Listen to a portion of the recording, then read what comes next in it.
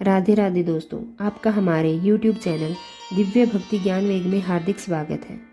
आज हम कामदा एकादशी की व्रत कथा का वर्णन करेंगे। प्राचीन समय की बात है।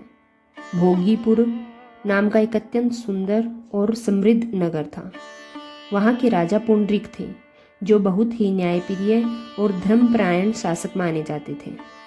उनके राज्य में अनेक गंधर्व, किन्नर और अप्सराएं निवास करती थी और सदैव संगीत एवं नृत्य से वातावरण को आनंदमय बनाए रखते थे।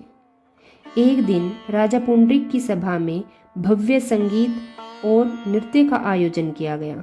सभी गंधर्व अपने अपने कला प्रदर्शन में लगे थे। उसी समय ललित भी गान प्रस्तुत कर रहा था, लेकिन ललित का मन अपनी प्रिय पत्नी ललिता की यादों में खो गया। वह ध्यान केंद्रित नहीं कर पाया और उसके गाने में त्रुटि हो गई। सभा में उपस्थित एक नाग सर्प जाति का व्यक्ति, जिसका नाम करकोटक था, ने यह बात देख ली। उसने तुरंत राजा से शिकायत कर दी कि ललित अपने कर्तव्य में लापरवाही कर रहा है। जब राजा पुंडरीक को इस बात का पता चला तो क्रोधित हो गए और उन्होंने ललित को श्राप दिया कि तुम अपने कर्तव्य का अपमान कर रहे हो, इसलिए तुम राक्षस बन जाओ। श्राप मिलते ही ललित एक विकराल राक्षस बन गया। उसका शरीर बहुत विशाल, भयानक और डरावना हो गया। वह जंगलों में भटकने लगा। अपने पति की यह दशा देख ललिता अत्यंत दुखी हुई। उसने अपने पति का साथ नहीं छोड़ा और उसके साथ जंगलों में भटकती रही। वह हमेशा यही सोचती कि अपने पति को इस श्राप से कैसे मुक्त कराए। एक दिन भटकते भटकते ललिता विंध्याचल पर्वत पहुंची।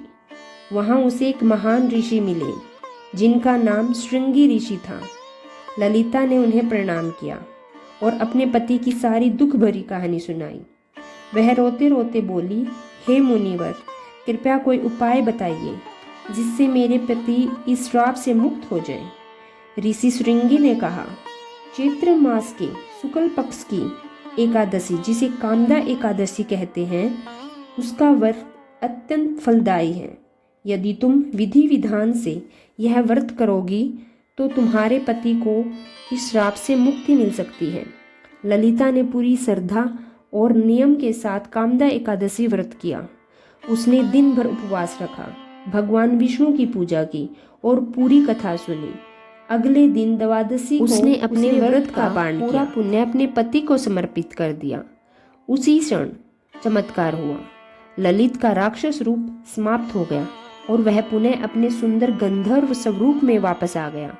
अब ललित और ललिता दोनों अत्यंत प्रसन्न हुए।